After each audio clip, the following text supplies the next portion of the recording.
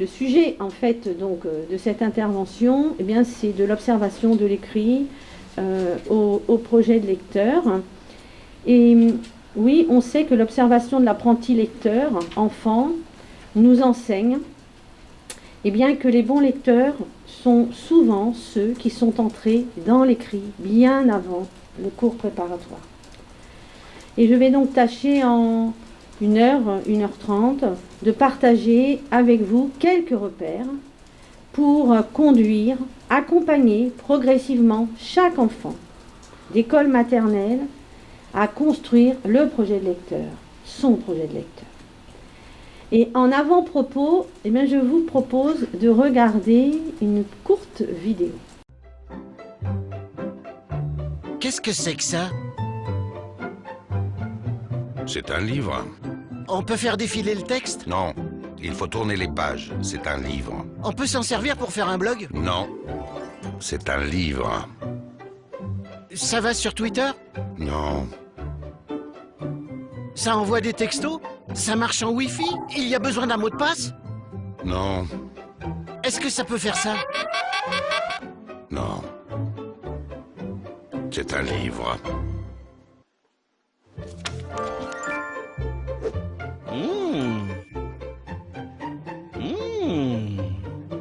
Tu vas me le rendre? Non, mais je le rechargerai quand j'aurai fini. Oh, ça ne sera pas nécessaire. Par Len Smith? Et puis, toujours en avant-propos, en fait, je souhaite vous faire part eh bien, de l'histoire de Lucie, une élève de cours préparatoire en ce début d'année. Alors, la maman de Lucie a comme sœur une enseignante, à qui eh bien, elle a fait part de son inquiétude, car elle perçoit que sa fille ne manifeste pas d'intérêt pour la lecture. Et cette maman, elle est surprise parce qu'elle n'avait pas perçu ce manque d'envie chez son grand frère et sa grande sœur. Alors Lucie, elle suit tous les apprentissages au fil de ceux qui sont proposés dans sa classe, mais sans plus. Cependant, elle connaît toutes ces lettres de l'alphabet, dans les 3 écritures. Elle aime jouer avec le bruit des lettres et réussit avec un peu d'aide eh bien, à écrire des mots par elle-même en s'appuyant sur les phonèmes. Par ailleurs, tous les soirs, sa maman lui lit des histoires et sa fille apprécie particulièrement ce moment. Donc, sa sœur, enseignante, eh bien, lors d'une promenade familiale, engage avec donc Lucie eh bien, la conversation sur la lecture. Et elle lui demande notamment à quoi ça va lui servir de savoir lire. Et Lucie répond très simplement qu'elle n'a pas du tout envie de savoir lire, car sa maman peut lui lire les histoires. Et puis durant en fait cette même promenade, un petit peu après, Lucie s'arrête devant un panneau et elle demande ce qu'il y a écrit.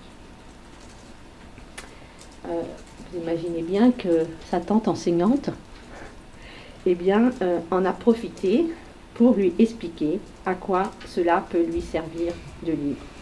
C'est-à-dire qu'elle lui a montré les écrits de la ville, les écrits qui permettent de s'orienter dans la rue, dans les supermarchés, les jours et les horaires d'ouverture des boutiques, les étiquettes, prix des vitrines, l'écrit sur les touches pour prendre de l'argent.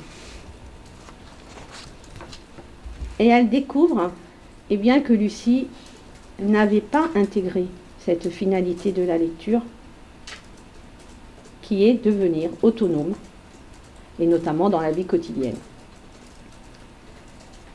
Alors Lucie, elle s'est mise progressivement à vouloir lire, essayer de lire, et de lire notamment tous les types d'écrits, tous les écrits qui sont aussi ceux de la maison, les premiers écrits sur lesquels souvent d'ailleurs les enfants se penchent, c'est-à-dire les écrits sur les boîtes, voilà, on trouve au petit déjeuner. Alors Lucie, en fait, eh bien, elle n'avait pas envie d'apprendre à lire des histoires. puisque sa maman lui en lisait et qu'elle n'avait pas du tout envie que cela s'arrête. Et donc cette porte en fait qui a été ouverte, eh bien, elle a permis à Lucie de trouver une motivation pour lire. Et c'est notamment dans les usages sociaux de l'écrit et non littéraire qu'elle a trouvé sa motivation. Alors si j'ai choisi d'entrer en fait dans le vif de ce sujet, en rappelant évidemment deux choses, c'est-à-dire tout d'abord, je vais revenir sur la vidéo, qui est ce récit. Et pourquoi j'ai choisi cette vidéo? Parce que c'est le récit de contexte de vie des enfants d'aujourd'hui que nous avons dans nos écoles. C'est-à-dire des enfants qui vivent à la maison dans un quotidien où le numérique prend la place progressivement des supports papier et du coup rendant moins tangible en fait la lecture. Puisqu'en fait, quand on est derrière un écran, rien ne dit à l'enfant que nous sommes en train de lire ou que nous sommes en train de faire autre chose, et notamment regarder par exemple une série. Le récit de Lucie nous dit des choses là sur la construction du projet de lecteur chez l'enfant et notamment son enjeu, puisque nous savons que l'entrée en fait est facilitée par un projet de lecteur élaboré, construit pour l'apprentissage de la lecture. Donc la question que je vais poser maintenant et à laquelle évidemment je vais tenter de répondre, c'est quel rôle l'école maternelle elle peut jouer pour accompagner chaque enfant tout au long de l'école maternelle, de la petite section à la grande section, pour permettre de construire un projet de lecteur suffisamment abouti en fin de grande section pour permettre à cet enfant d'entrer avec facilité dans l'apprentissage de la lecture. Donc l'enjeu du projet de lecteur, vous l'avez compris, c'est l'entrée facilitée dans l'apprentissage de la lecture et sa réussite. Alors mes propos, en fait, sera, on va dire, constitué de plusieurs parties. D'abord, je vais commencer par, évidemment, définir ce que l'on entend par projet de lecteur. Ensuite, j'en définirai les enjeux, et notamment, j'évoquerai deux enquêtes qui nous disent des choses sur ces enjeux. Et puis, je proposerai des pistes possibles, concrètes, de la petite section à la grande section pour développer le projet de lecteur, et notamment en deux directions, celle du fonctionnement de l'écrit et des finalités de la lecture, mais j'y reviendrai. D'abord, qu'entend-on par projet de lecteur? Le projet de lecteur renvoie à une vision claire de l'acte de lire, c'est-à-dire que l'enfant soit capable, quand on lui pose la question de qu'est-ce que lire, comment fait-on pour lire, qu'il apporte évidemment les réponses le plus proches, en tout cas, de cet acte de lire. Et puis le projet de lecteur renvoie à une autre dimension, il renvoie aux finalités de la lecture, c'est-à-dire pourquoi on lit. Et chaque enfant doit pouvoir percevoir un ou deux ou plusieurs bénéfices que peut lui apporter la lecture. Et c'est cette vision-là qui va faciliter en fait l'apprentissage, l'entrée dans les apprentissages. Alors Gérard Chauveau, que vous connaissez, puisque c'est un chercheur de l'INRP qui a beaucoup travaillé sur la lecture, et notamment il a initié pour les coups de pouce clés. Il décrit la perception d'un enfant de maternelle par rapport à l'écrit et également l'évolution de cette perception et qui nous aide finalement à comprendre et à aider chaque enfant pour apprendre à lire. Alors, quelle est la perception d'un enfant par rapport à l'écrit? Il nous dit que pour apprendre à lire au cours préparatoire, En fait, il faut deux choses qu'il ait compris. Deux choses qu'il a compris. Il faut qu'il ait compris, évidemment, comment ça marche quand on apprend à lire. En fait, il faut qu'il ait compris tout simplement ce que nous disent les programmes aujourd'hui de l'école maternelle sur le fonctionnement de l'écrit. Mais il faut également qu'il ait compris les fonctions de l'écrit et ses finalités. Et le projet de lecteur, eh bien, il renvoie à la fois, encore une fois, à ces deux dimensions qui donnent une vision claire à la fois de l'acte de lire, donc on est bien là sur le fonctionnement de l'écrit, et sur les finalités de lecture, et là on est sur les bénéfices personnels que chaque élève peut en tirer de cette lecture. Et c'est donc cette vision-là qui va faciliter les apprentissages, l'entrée dans les apprentissages de la lecture. Quand je vous ai raconté en fait l'histoire du projet de lecteur de Lucie, Lucie, elle avait connaissance du fonctionnement de l'écrit, elle avait connaissance de certaines finalités de la lecture, pas de toutes les finalités de la lecture, et c'est celle finalement qu'elle a découvert qui a suscité chez elle finalement sa motivation à entrer dans la lecture. Donc, quelle évolution maintenant d'un enfant de maternelle de la perception de l'écrit? Parce que Lucie, c'est une enfant de début de grande section. Donc on va revenir à l'enfant qui est en petite section, l'enfant qui est en moyenne section et l'enfant en grande section.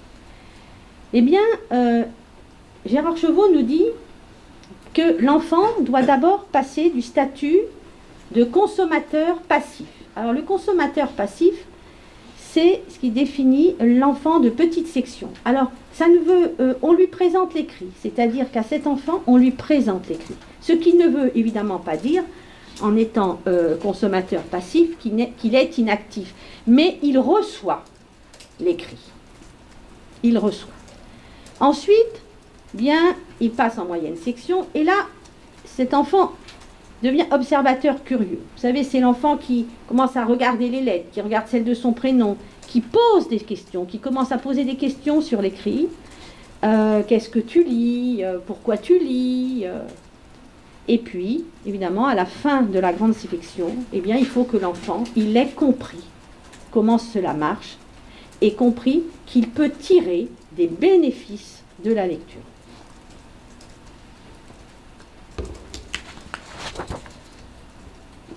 Alors, aucun enfant, au cours de sa scolarité, ne fournira autant d'efforts cognitifs qu'un enfant de 6 ans pour apprendre à lire. Donc, si ces efforts cognitifs ne s'insèrent pas dans un projet de lecteur,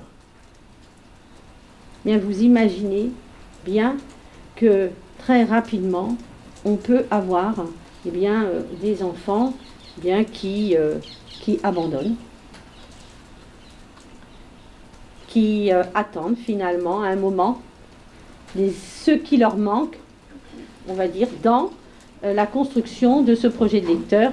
Vous allez voir, vous allez comprendre au fur et à mesure de mon intervention ce que ça sous-entend. Et évidemment, en éducation prioritaire, où les écarts sont importants, eh bien, ce projet peut prendre encore plus de temps à se construire, puisque souvent la maison, la famille joue un rôle qui est très peu important, et donc l'école maternelle, elle joue un rôle déterminant. Et le projet de lecteur doit être une préoccupation dès la petite section, puisque j'insiste, mais l'enrôlement de l'élève dans l'apprentissage de la lecture dépend de son projet de lecteur. C'est-à-dire de quelle représentation se fait-il de l'acte de lire et quels sont les bénéfices qu'il va en tirer. Donc, dès la petite section, ce projet doit être travaillé. On va voir comment. En grande section, il doit être explicité, il doit être questionné, il doit être mis en perspective par une attention particulière de chaque enseignant pour chaque élève. Bon, les programmes nous le disent, hein, c'est-à-dire qu'accéder au sens des textes et au plaisir que la lecture procure est une des missions fondamentales de l'école. Quand je dis accéder au sens des textes et au plaisir que la lecture procure, je ne dis pas de proposer des lectures plaisir. Vous allez voir que ce n'est pas lecture plaisir où on va lire et c'est tout. Ça ne suffit pas de lire des albums et pour construire un projet de lecteur.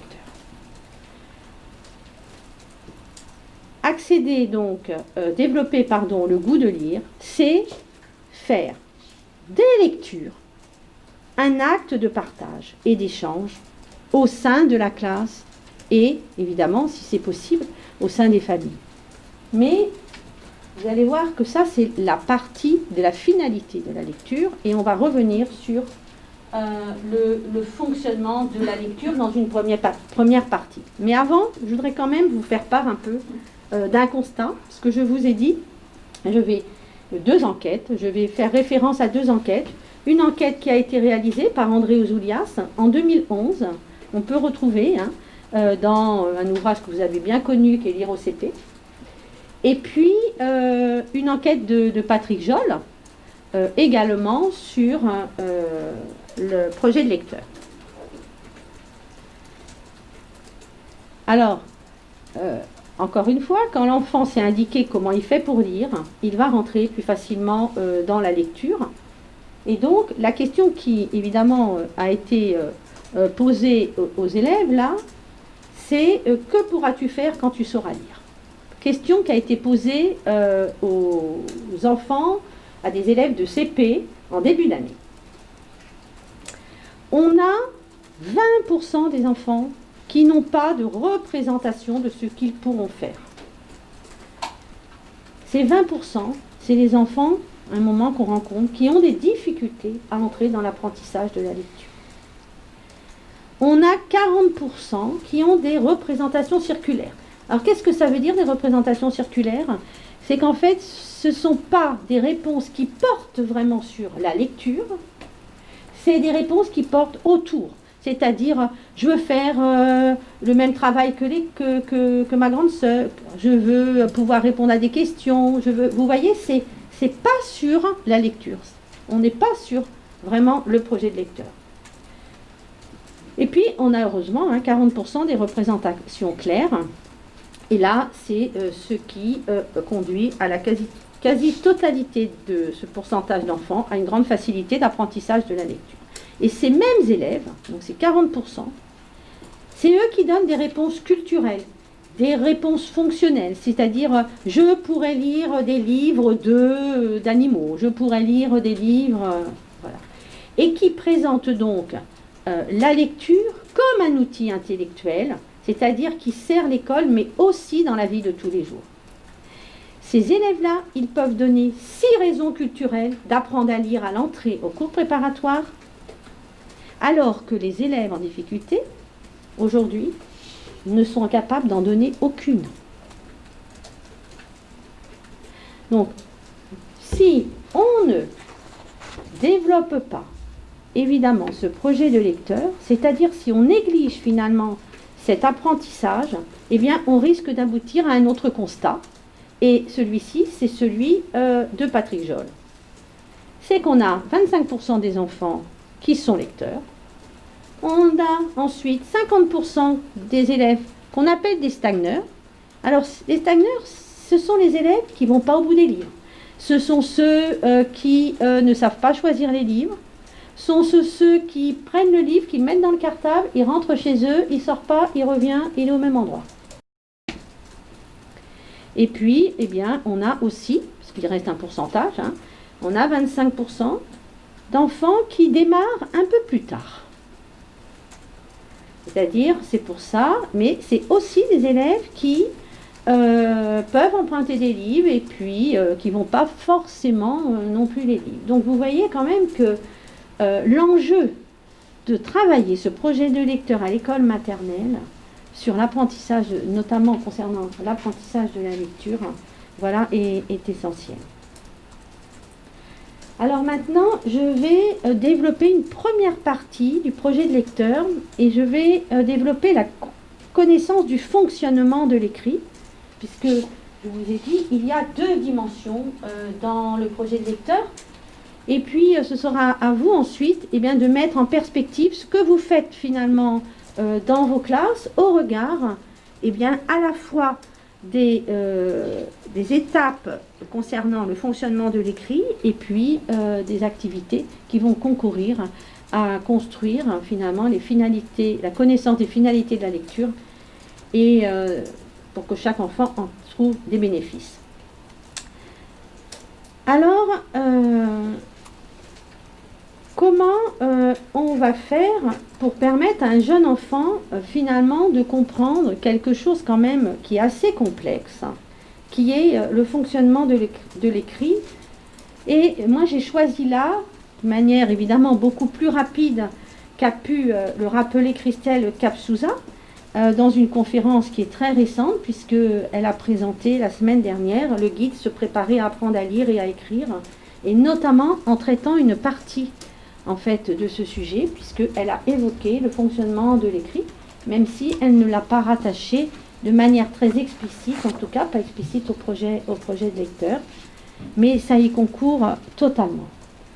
Alors, la première étape, c'est que l'enfant, il doit avoir compris que la chaîne orale et la chaîne écrite correspondent. C'est-à-dire ça, c'est vraiment la première pierre pour pouvoir apprendre à lire. C'est-à-dire que si on n'a pas compris que l'oral s'écrit et que l'écrit s'oralise, bien, vous imaginez évidemment bien qu'ensuite cela va être compliqué.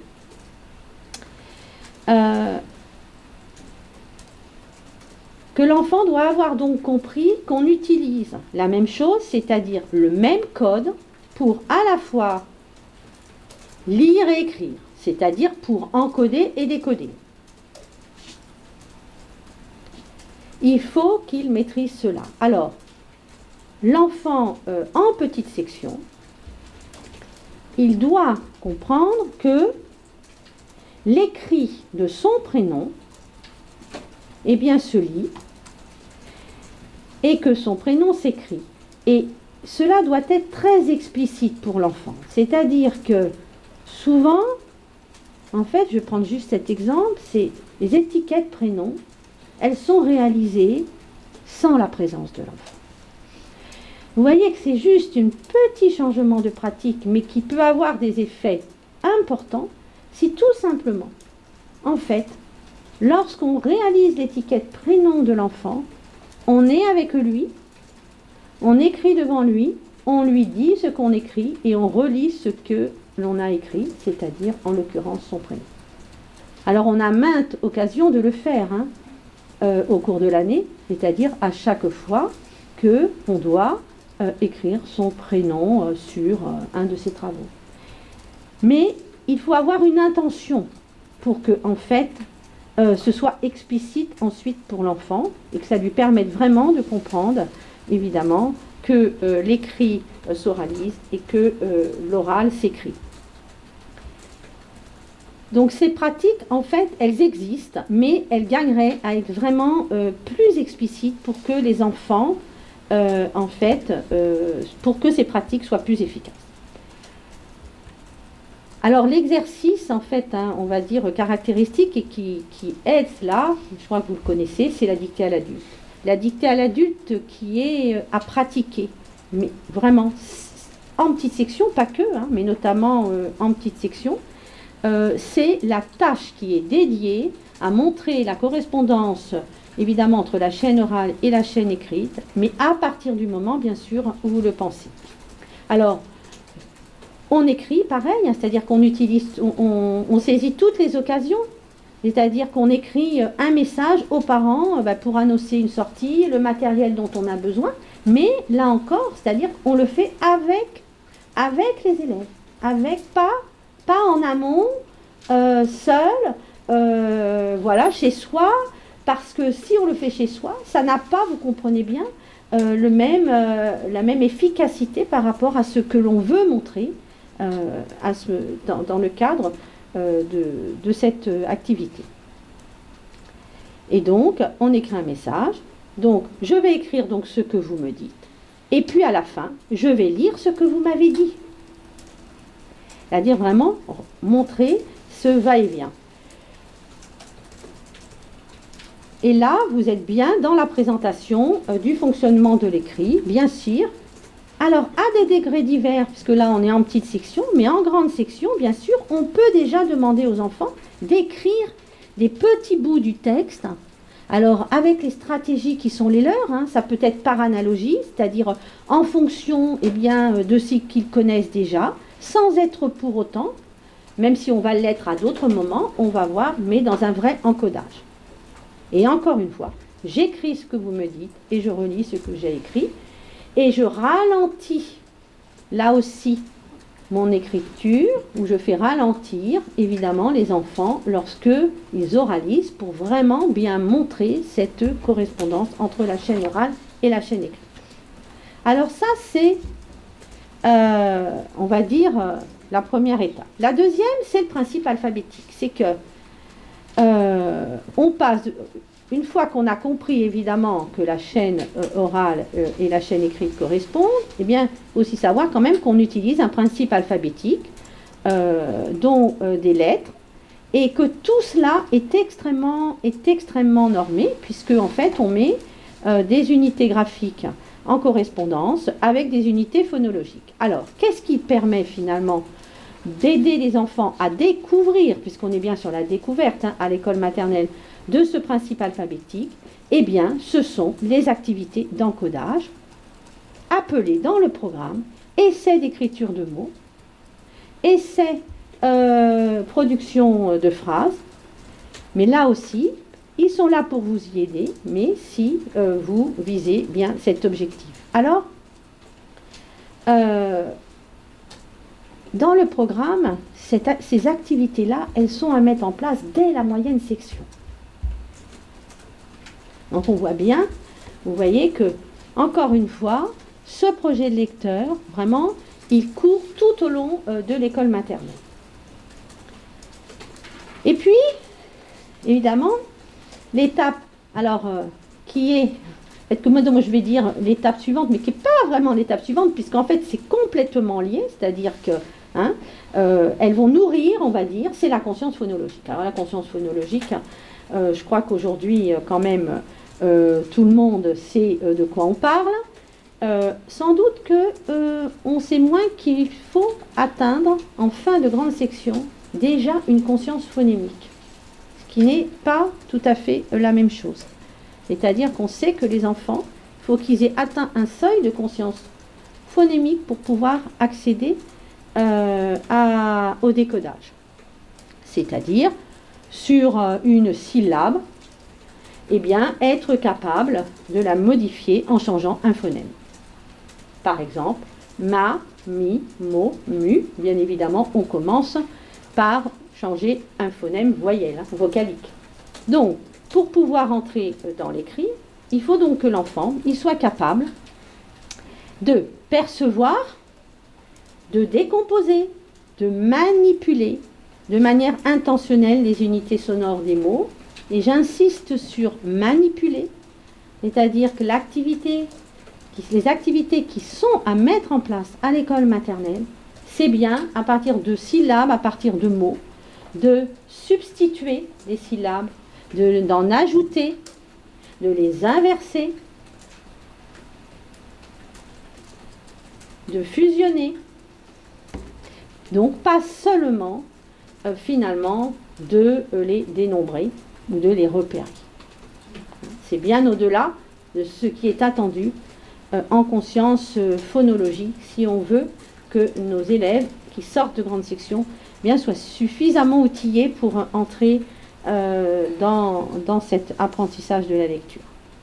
Alors c'est pas simple, on est d'accord, parce que pour un enfant, l'oral, c'est un flux de mots. Et quand on lui demande finalement d'en arriver à un découpage de l'oral en phonèmes, vous imaginez que c'est évidemment pas facile, mais c'est quelque chose d'essentiel, car sinon, encore une fois, il ne pourra pas entrer dans le principe alphabétique et a fortiori la combinatoire et les correspondances ensuite graphophonologiques.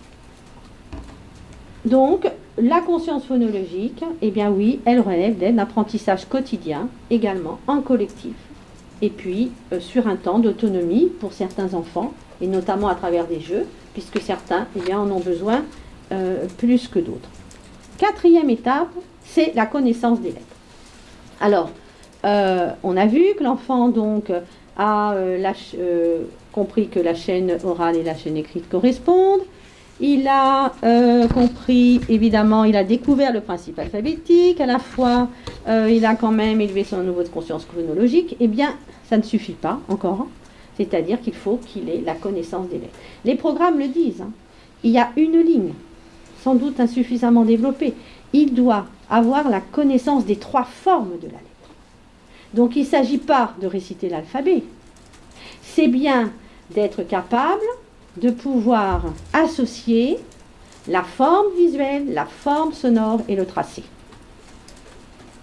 Et si on le fait ensemble, évidemment, c'est plus simple, puisque ça va permettre de créer dans le cerveau les réseaux entre ces différentes formes de la lettre. C'est-à-dire qu'il faut qu'il puisse, donc, à travers ces jeux, alors des jeux, pour pouvoir le faire, on peut faire des jeux de phonémisation. Alors, qu'est-ce que c'est les jeux de phonémisation ? Bien, c'est à partir d'un mot, ça peut être un moment son prénom, eh bien, on va phonémiser. Alors, si je phonémise Lucie, je vais faire L, U, S, I. D'accord ? Évidemment, la lettre muette, on la phonémise pas. Bon. C'est-à-dire, vous voyez, donc en même temps, l'enfant connaît son prénom, en même temps, il va connaître le nom des lettres, en même temps, il va connaître la phonémisation, et à un moment, il va l'écrire. Et en fait, c'est évidemment tout ça qui va permettre progressivement de connaître les lettres. Et on va le faire, évidemment, avec d'autres mots pour que toutes les lettres soient connues.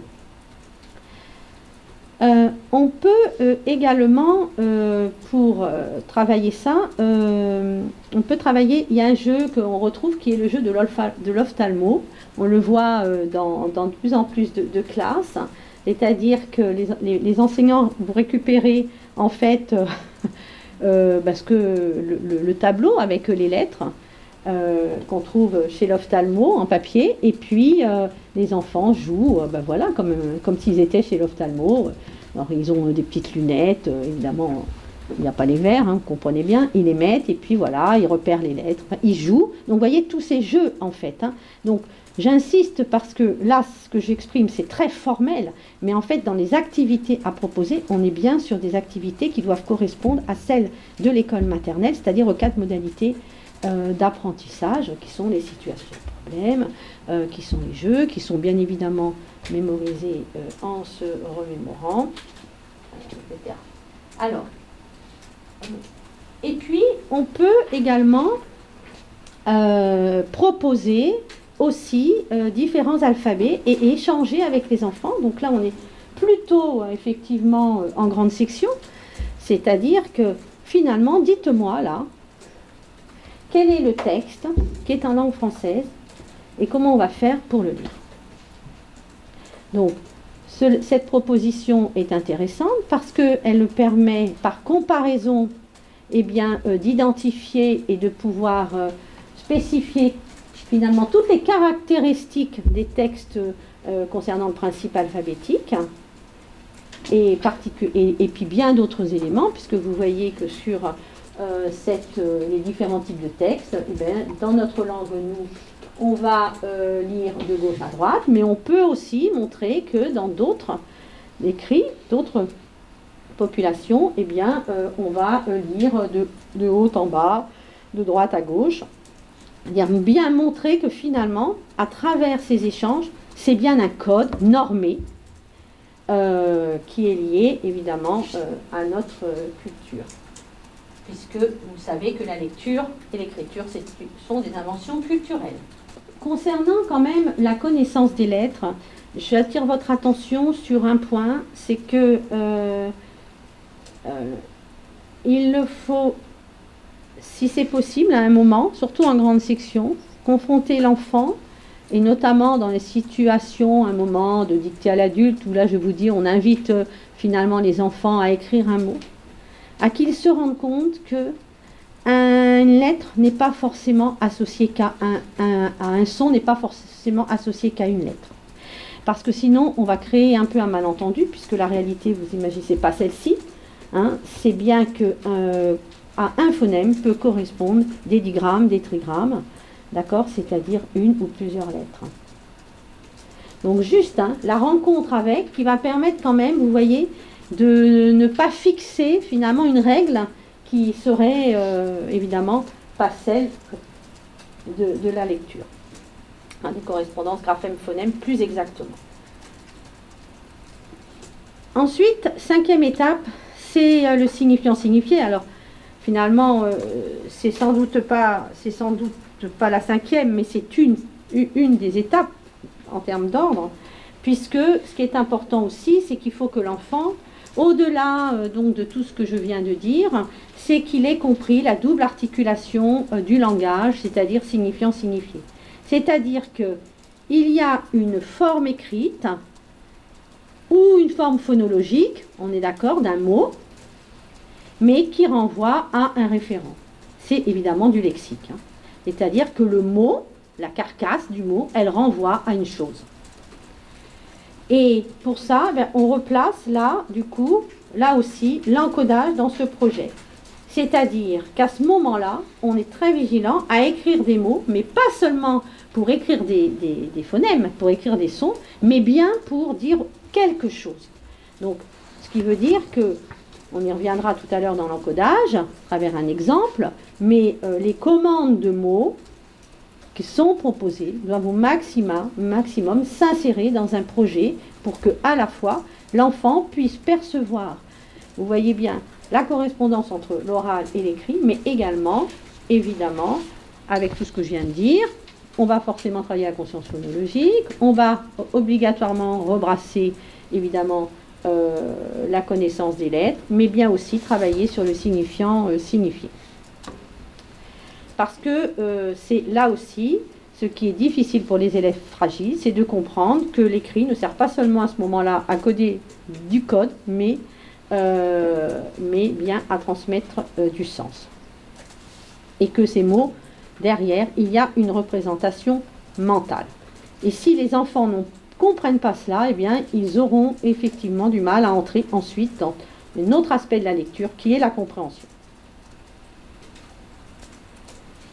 Alors ça peut être simple, hein, ça peut être tout simplement aussi, en termes de projet, c'est de demander aux enfants de dessiner, en fait, ben voilà, hein, ce qu'ils écrivent, et puis ensuite, bien évidemment, de les comparer, de comparer les dessins entre eux, parce que, quelque part, dans la définition d'un mot, dans la représentation d'un mot, il y a évidemment des éléments qui doivent être communs, puisque une définition doit être arrivée à être commune à tous. Ensuite, l'encodage, et c'est le dernier, puisque il faut que l'enfant soit évidemment capable de pratiquer l'encodage de mots, je vous l'ai dit, de phrases. C'est bien sûr commencer à écrire tout seul, mais en même temps accompagné, très étayé. Et c'est vraiment ce qui est attendu en fin de grande section. Alors, il va pouvoir le faire, vous l'avez compris, grâce évidemment à ce qui a été fait avant. C'est-à-dire que là, à ce moment-là, il est prêt à l'encodage et puis au cours préparatoire au décodage. Alors, 3 stratégies hein, pour l'encodage, hein, quasiment 3 stratégies hein, que utilisent les enfants. C'est évidemment de discriminer le phonème et ensuite de chercher le graphème qui correspond. Alors évidemment, hein, avant, ils passent par l'étape de la décomposition du mot en syllabes et ensuite, à partir d'une syllabe, eh bien, ils vont mettre en correspondance du phonème le graphème. On reviendra sur la progression, bien sûr, tout à l'heure. Hein. Et c'est ensuite la deuxième stratégie. Encore une fois, il n'y a pas d'ordre. Hein, ça peut être l'une ou l'autre. Hein, puis ça peut dépendre des enfants et ça peut dépendre des mots. C'est qu'on peut écrire des mots à partir de syllabes qu'on connaît. Par exemple, on peut écrire le mot, est-ce que je vais vous dire, mamie à partir de maman, bon, c'est-à-dire, hein, vous voyez, tout simple, ou tout simplement à partir d'une syllabe d'un prénom. Et puis, la troisième stratégie, c'est tout simplement la stratégie lexicale, c'est-à-dire qu'en fait, l'enfant, le mot, il le connaît. C'est-à-dire qu'il l'a photographié, en fait. Hein. Voilà. Donc, attention, bien sûr, hein, on ne va pas travailler, je dis bien, favoriser cette photographie de mots, comme on le dit, logographique, mais c'est en tout cas, néanmoins, quand même, une stratégie qui existe à l'école maternelle, parce qu'ils l'ont fréquenté et photographié.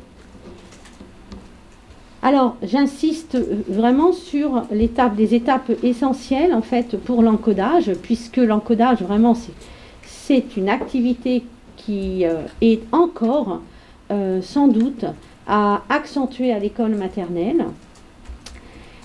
C'est la mise en projet. J'évoque la relation, reviens sur la relation signifiant-signifié. Alors si par exemple vous demandez aux enfants d'écrire moto, d'écrire vélo, d'accord, d'écrire ami, on voit bien là comment on va peut-être pouvoir quand même, puisque j'évoquais à la dernière conférence sur le développement du lexique, comment on pourrait travailler sur la catégorisation des véhicules, voilà, c'est-à-dire qu'à un moment, après tout, ça peut être l'occasion pour les enfants, dans le cadre d'un projet, dans le cadre finalement de la structuration même du lexique, d'écrire quelques mots qui vont être ensuite utilisés dans le cadre de l'affichage. Ou la boîte à mots, surtout les mots des véhicules, voilà, on imagine, mais en tout cas, on essaie de construire au maximum du sens sur ça.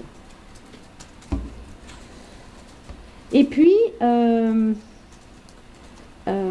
reviendrai dans la progression peut-être aussi, comment on peut articuler évidemment les mots.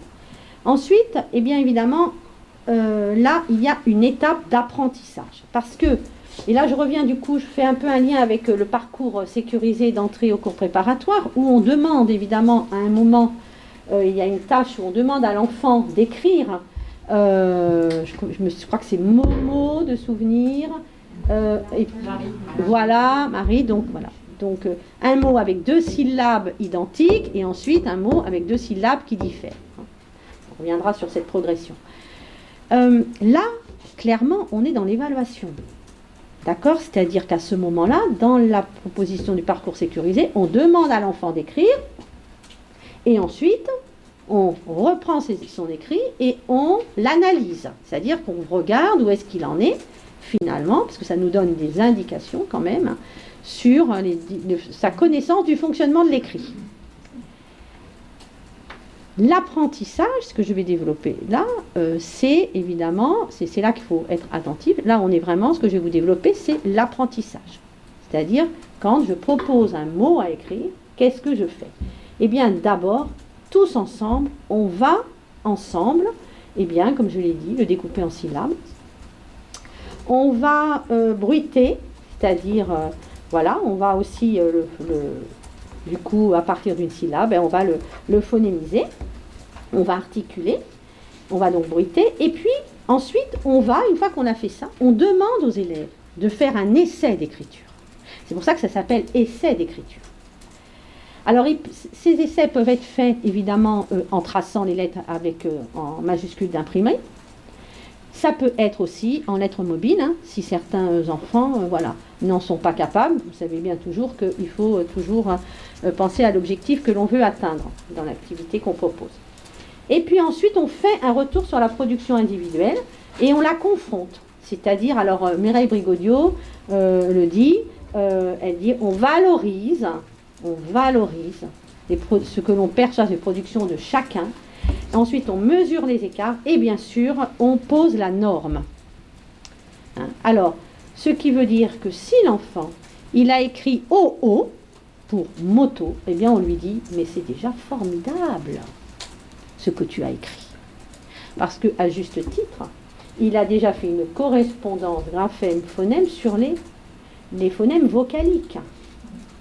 Bien évidemment, et ça ne suffit pas, puisque là, il manque évidemment les phonèmes consonantiques, et c'est à ce moment-là que, grâce à la confrontation des productions de chacun, à un moment, on va lui donner la morne, et on va évidemment, avec lui dire comment s'écrit moto.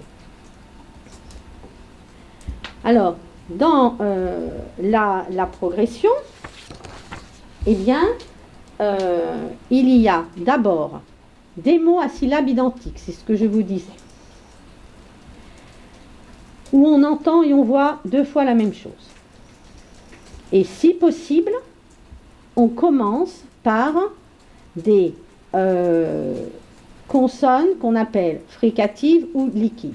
C'est quoi? C'est des consonnes que l'on peut prolonger. Donc, papa, par exemple, que les enfants écrivent plutôt par copie, je le dis, plutôt que par encodage. Parce que papa, le P, en fait, c'est une consonne occlusive qui ne peut se prononcer que si elle a une voyelle. C'est d'ailleurs la règle de la consonne. La consonne ne se prononce qu'avec une voyelle. Donc, comme ce que l'on veut, c'est que l'enfant comprenne finalement comment fonctionne finalement l'écrit, eh bien, on va plutôt utiliser des mots avec des consonnes fricatives ou liquides, c'est-à-dire celles qui se prononcent. Ensuite, on propose des mots à syllabes d'attaque ou finale en voyelle, bien sûr, comme ami, vous voyez, vélo, parce que vélo, en fait, les lettres de vélo, le V et le L sont évidemment des consonnes, le L liquide et le V fricatif. Et puis, on peut écrire aussi des groupes nominaux. C'est-à-dire qu'en fait, on peut, à un moment, avec les mots qui ont été écrits, eh bien, faire des propositions, voilà, de groupes nominaux, et qui vont, après, les enfants vont pouvoir dessiner. Alors, je reviens, hein, le vélo de papa. Je dis le vélo de papa parce que, de toute façon, papa, ils sauront l'écrire, hein. C'est-à-dire, je dis bien, ce ne sera pas dans l'encodage, hein, mais ils sauront l'écrire, ou un autre, hein, le vélo, ils vont prendre le prénom d'un enfant qui correspond en fait à ces critères. Et puis ensuite, on passe à 3 syllabes, donc là on n'est que sur 2 syllabes, et ensuite on passe évidemment à 3 syllabes. Et j'en profite puisque sur le département va être très prochainement, et d'ailleurs il est lancé, je crois, tout un projet en art visuel sur le portrait et qui va être porté aussi par la maternelle avec un projet un petit peu plus spécifique puisque nous allons proposer aux écoles qui souhaitent participer eh bien, de créer des portraits, voilà, et puis de les décrire puisque ce sera le qui est-ce qui permettront ensuite aux enfants à partir d'une description qui sera orale de retrouver en fait eh bien, le portrait d'un copain ou d'une petite copine de la classe ou même au-delà de l'école, peut-être même sur un réseau plus large. Pourquoi je vous dis ça? Parce que c'est l'occasion, à partir de portraits que l'on fait, eh bien, on peut inventer des prénoms. Et c'est donc l'occasion de faire de l'encodage. Donc vous voyez comment on peut essayer de construire du sens en fait dans le cadre de projets. En disant que tous ces portraits, eh bien, ils doivent avoir des prénoms voilà, à 2 syllabes. Et puis il faut qu'il n'y en ait évidemment aucun prénom qui soit pareil. Donc là, vous voyez, on est sur l'encodage évidemment de pseudo-mots quelque part. C'est comme ça que l'on dit. Donc, on peut dire quand même que, si vous voyez, si l'enfant a une conscience phonologique et phonémique, s'il a compris que les chaînes orales et écrites correspondent, qu'il a découvert le principe alphabétique, qu'il a une connaissance des lettres dans les 3 formes, qu'il a compris l'articulation du langage, signifiant, signifié, et qu'il a pratiqué l'encodage, je crois que là, vraiment, on amènerait vraiment les élèves à avoir une bonne connaissance du fonctionnement de l'écrit qui lui permettrait d'avoir une représentation de lire la plus juste, plus proche possible. C'est-à-dire qu'au moment où on va lui demander qu'est-ce que lire, il serait en mesure quand même de pouvoir, en tout cas, voilà, expliciter certains éléments. Or aujourd'hui, vraiment, je vous l'ai dit, il y a des enfants à qui on pose cette question, ils ne répondent pas, ils n'ont pas de représentation. Mais, et pour autant, cela ne saurait suffire encore. Mais vous voyez, puisque je reviens à l'histoire de Lucie, pour pouvoir entrer en fait avec motivation et donc avec facilité dans l'apprentissage de la lecture au CP qui demande tant d'efforts. Voilà. Alors, entrer dans l'écrit de l'école maternelle, c'est marcher sur deux jambes. C'est donc découvrir le code écrit et son fonctionnement. On l'a vu avec une attitude réflexive sur le fonctionnement de la langue, c'est ce que nous venons de développer, encore une fois, qui fait référence à l'acte de lire, c'est-à-dire qu'est-ce que lire. Et puis, la deuxième jambe, c'est découvrir la culture de l'écrit, c'est-à-dire la culture écrite, c'est-à-dire connaître les finalités de la lecture et repérer pour soi-même un ou plusieurs bénéfices qui vont donc fonder cette motivation à lire. Et c'est cette partie maintenant que je vais développer. Les finalités de la lecture et les bénéfices que peuvent tirer l'enfant de la lecture. Alors, l'enfant, eh bien, il va devoir percevoir progressivement, bien sûr, ces trois grandes finalités de la lecture qui vont se construire grâce à des activités collectives menées en classe. Alors, je vais développer, il y a trois grandes finalités. Vous connaissez, hein, bien sûr. C'est d'abord la première, c'est lire pour devenir autonome. Évidemment, pour un enfant, hein, c'est dans la vie quotidienne.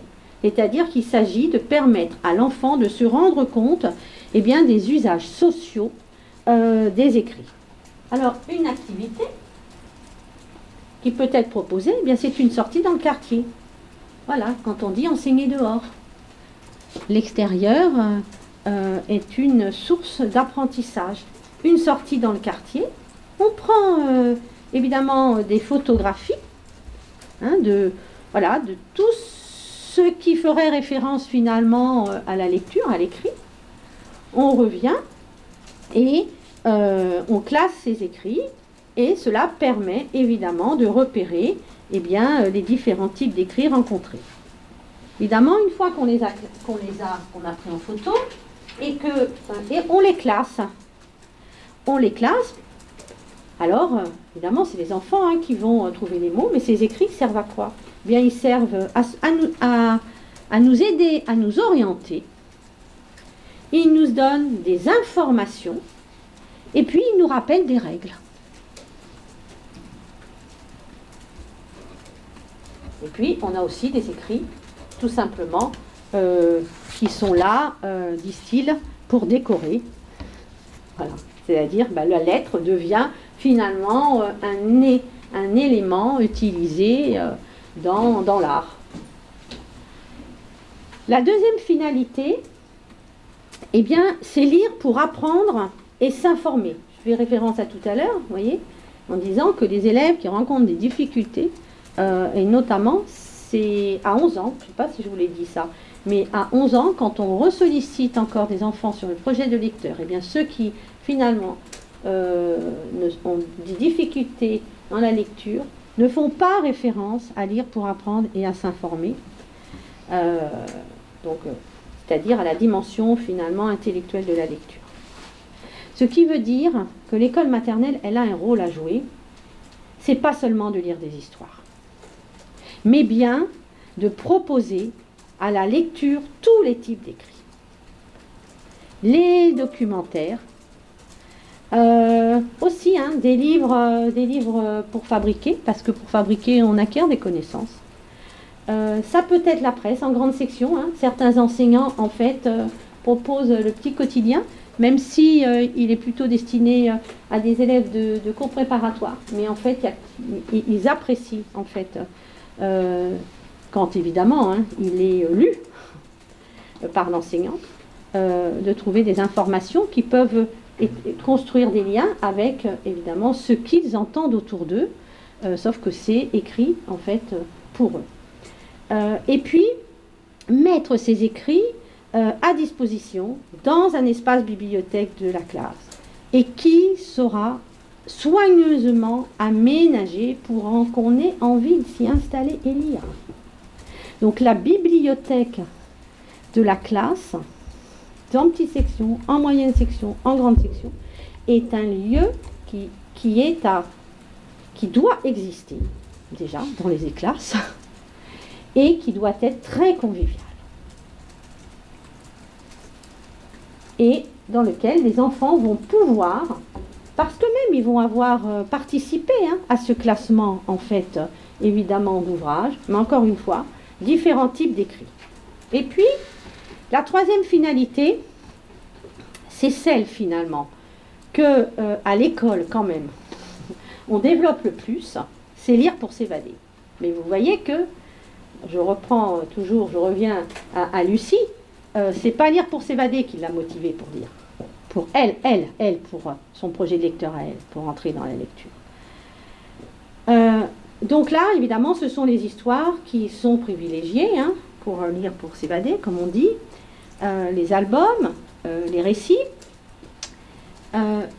Alors, c'est intéressant parce qu'en parallèle, néanmoins, cela permet de travailler sur l'émotion que procure la lecture, avec l'empathie, et puisque tous les personnages, finalement, des histoires, ressentent des choses, et le lien avec ce que ressentent ces personnages est à construire avec les enfants. Les enfants seront invités donc à exprimer ce qu'ils ont ressenti à la lecture des histoires.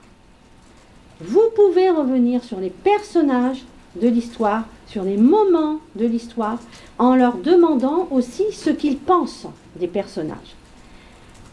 C'est-à-dire que c'est pour ça que je vous dis, c'est pas seulement je lis un album, une histoire, c'est-à-dire je n'offre pas seulement la lecture, mais à la suite de cette lecture, en fait, j'engage des échanges sur quel est le personnage, finalement, que vous avez préféré. Quel est le personnage que vous avez le moins aimé? Quel est le moment de l'histoire que vous avez préféré? Quel est le moment de l'histoire que vous n'avez pas du tout aimé? Parmi les histoires que je vous ai racontées depuis lundi, depuis le début de la semaine, je m'en ai raconté 3, quelle est celle que vous avez le plus aimée? Quelle est celle que vous n'avez pas aimée? Et que chacun puisse avoir l'autorisation, finalement, de dire qu'il n'a pas aimé. Bien évidemment, ça ne suffit pas. Ça ne suffit pas parce qu'il faut toujours penser à leur demander de justifier leur choix. Pourquoi? Et de là, vous allez en faire quelque chose. C'est-à-dire que vous allez prendre en compte l'intérêt de chacun. Donc, en fait, cette offre culturelle variée, les échanges sur les lectures, ils ont pour objectif de permettre à chaque enfant d'identifier un bénéfice, ou plusieurs bien sûr, mais qui pourrait tirer de la lecture et qui répond au centre d'intérêt de chacun. Et puis enfin, pour travailler cet aspect du projet de lecteur, eh bien, on fait le choix d'un réseau de mise en abîme, c'est-à-dire finalement la lecture de livres dont l'objet est le livre justement, et qui vont aider, et qui vont vous aider, mais qui vont aider aussi les élèves à se questionner sur la lecture. Alors, à partir par exemple du livre « Tu lis où ?», eh bien, les élèves vont proposer tous les endroits où l'on peut lire. Donc, vous voyez, ces échanges, ils vont permettre de lever des idées qui sont parfois des stéréotypes, c'est-à-dire qui conduiraient finalement à penser qu'il y a des endroits qui sont plus recevables que d'autres pour lire. Et c'est donc au contraire la diversité exprimée en fait par tous les enfants et donc des endroits pour lire qui va pouvoir lever parfois ces stéréotypes qui seraient que finalement Le bon lecteur, c'est celui qui va être assis dans un transat avec un roman. Donc, vous voyez comment finalement, il faut à un moment permettre évidemment d'offrir à tous les élèves la diversité en fait que peut offrir évidemment la lecture et ses bénéfices. Pour presque terminer, eh bien la trace collective, elle va permettre de garder les premières représentations des élèves et qui vont évoluer au fur et à mesure des rencontres, sur lesquelles bien sûr on reviendra et qui vont s'enrichir au fil évidemment de l'année. Donc ces écrits, ils sont pas là, ils sont là pour avec une fonction de mémoire, mais on va y revenir. Ce qui va permettre de montrer que collectivement, en fait, le projet de lecteur s'enrichit grâce finalement aux rencontres et à ce que l'on apprend au fil de l'année. Mais ce sont, vous voyez, ce sont des supports collectifs qui vivent. On en vient au suivi de l'évolution du projet de lecteur de chaque enfant, et là qui passe par des entretiens individuels avec chacun, des entretiens qu'on va réitérer à plusieurs reprises au cours de l'année. Alors ça peut être 3 fois, hein, ça peut être 2 fois. En fait, vous l'avez compris, hein, là c'est un peu l'évaluation.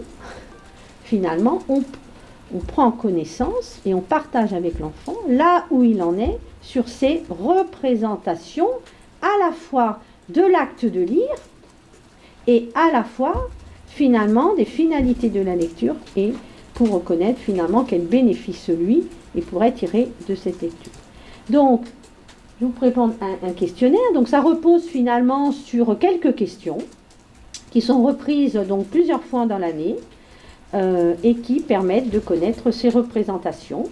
Ces représentations, évidemment, elles vont évoluer et elles vont évoluer grâce aux activités collectives. Et elles peuvent servir évidemment de régulateurs parce que l'enfant, eh bien, il va s'apercevoir grâce à ces échanges de ses progrès, puisque vous allez également en garder la trace, donc à travers alors un outil qui peut être évidemment divers.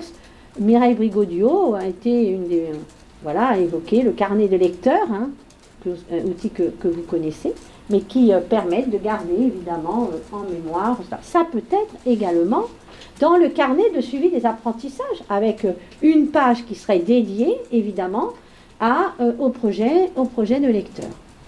Alors, la première question, elle porte sur comment je fais pour lire, hein, et puis les autres questions, elles portent sur à la fois les supports de lecture et les finalités, avec des questions, que peut-on lire, que pourras-tu faire quand tu sauras lire, à quoi cela va-t-il te servir de lire. Voilà, donc, reprise là des questions dans un début de carnet de lecteur. Là, avant de terminer, je vais juste vous projeter en fait quelques exemples pour un petit peu illustrer les possibles. Là, vous voyez, c'est à la fois, ce sont des représentations individuelles, valorisées en fait à travers en fait un affichage collectif, si on peut dire. Ils sont tous regroupés. Et ce qui est intéressant, c'est quand même de voir, là, on était plutôt en fin de grande section, ce que disent les enfants. Hein, voilà.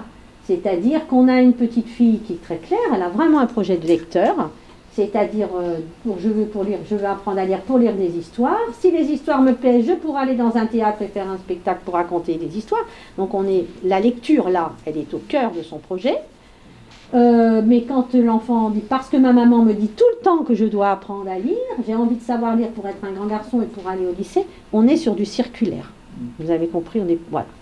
Et parce que j'ai envie de faire comme ma soeur, mais aussi pour être grande, on est aussi sur du circulaire. En fait, ce que nous, on doit réussir, c'est vraiment à faire naître un projet de lecteur à partir du projet du lecteur. Là, j'en ai évidemment parlé, mais le carnet de lecteur, qu'est-ce que c'est ? Qu'est-ce que peut être le carnet de lecteur ? Eh bien, c'est évidemment aussi un espace ouvert qui peut être personnel, dans lequel vont être consignées des traces de lecture, parce que, comme je vous le disais, les enfants ont des intérêts différents, et qu'on peut les consigner pour se rendre compte que finalement, quand à la fin, on va les regarder, on va regarder celui de son petit copain, ben finalement, c'est pas le même, parce qu'à juste titre, à partir du projet de lecteur, on se construit un projet de lecteur évidemment personnel. Alors, il peut présenter une mémoire, évidemment, des œuvres lues collectives, mais il peut faire aussi apparaître, évidemment, ce que l'on pense individuellement, des lectures, des choix de ces lectures individuelles qui vont finalement retracer à la fois le parcours de chacun et le parcours collectif. Donc, on a dit exprimer son ressenti et son œuvre. Ça permet vraiment, vous voyez, progressivement, c'est un outil qui permet de construire finalement l'identité de lecteur. Là, c'est juste pour, on est en projection maintenant, début de cours préparatoire, vous voyez, dans une école. Donc, c'est quoi lire? Regarder un livre. Fonctionnement de l'écrit. Est-ce que vous voyez un petit peu où en est l'élève quand il dit ça? Regarder un livre. Et bien évidemment, en janvier, faire le bruit des lettres et lire les mots. Mais ça aurait pu être plus tôt. Ça aurait pu être plus tôt. Que lit-on? Un livre en septembre et en janvier, un documentaire, un journal, une affiche. Ça, c'est. Pourquoi lire? Pour ne pas raconter de bêtises. Bon. Et ça, c'était en septembre. Et ensuite, pourquoi lire? Lire des livres le matin. Et je veux lire, il n'y avait rien en septembre. Et là, il dit, en janvier, je suis en CP, je veux lire toute la collection de Je suis en CP, en fait. C'est une petite collection en ouvrage. Ça a été quand même travaillé en CP suite, évidemment, aux formations sur lesquelles nous insistons dans le cadre du plan lecture sur justement ce projet de lecteur. Parce que nous avons des élèves qui arrivent en cours préparatoire et voilà, et comme cet enfant, et qui sont encore bien plus éloignés encore que cet enfant dans un projet de lecture. Et là aussi, je vous dis, suite à la formation, une enseignante nous a donc envoyé évidemment ce qu'elle a mis en place. Donc c'était en janvier, en cours préparatoire, en éducation prioritaire. Voilà. Donc un exemple. Alors en même temps, ça montre à la fois la réponse d'enfant, et puis à la fois la forme que peut aussi prendre, vous voyez, puisque ce carnet, donc dès que je serai grand, je vais lire des histoires à mes enfants avant de dormir. Quel est ton projet pour le CP? Je veux réussir à lire sans que mes parents m'aident. Bon, là aussi, beaucoup en éducation prioritaire, des réponses en fait, voilà, où ils expriment en fait les liens avec leur famille, leurs parents, énormément. Donc, on comprend évidemment l'important. Et puis je vous le disais, c'était aussi, là aussi, c'était en cours préparatoire. L'enseignante demandait ce qu'ils veulent lire, et c'est là qu'on voit bien finalement les intérêts extrêmement différents des enfants sur la lecture, entre celui qui veut lire une histoire de policier à son petit frère, celui qui veut lire, comme je vous le disais, les noms du joueur du PSG, ceux qui veulent lire un livre sur la mer, sur les volcans, chose beaucoup plus finalement classique. On sait qu'il y a un intérêt très fort en fait pour les enfants concernant les animaux et certains phénomènes naturels. Voilà. Et puis, donc voilà. Mais cette diversité, évidemment, on doit en tenir compte dès l'école maternelle et pouvoir y répondre si vraiment on veut que chaque enfant sorte de notre école maternelle avec un vrai projet de lecteur. Je vais terminer cette intervention par en fait ce texte-là qui a été écrit donc par Christian Pozlaniec, qui date, parce que Donner le goût de lire, c'est un ouvrage de 90, mais qui a été cependant réédité en 2010, qu'une nouvelle version. Mais je trouve que ce texte dit beaucoup de choses de ça. C'est-à-dire que pour que quelqu'un lise ou ait envie de lire, il doit être porteur d'un projet intérieur. Des chercheurs l'ont également constaté à propos de l'apprentissage de la lecture. Et ce projet intérieur correspond à une structure mentale qui articule entre elles des motivations à lire et des compétences qui permettent de le faire. Les compétences au cours d'autres recherches sont appelées provisoirement des petits savoirs. Ce sont en quelque sorte des micro-compétences qui s'accumulent et qui concernent la maîtrise de la langue, la sociabilité du livre et les propres goûts des personnes. Ce dernier ensemble correspond à une partie de motivation nécessaire. Mais il peut y en avoir d'autres, comme le désir de s'insérer dans la société, l'envie de comprendre, la curiosité. L'ensemble de ces petits savoirs et motivations s'articulent entre eux d'une façon complexe, et c'est cette synthèse qui est à l'origine d'un comportement. Lire d'une façon autonome.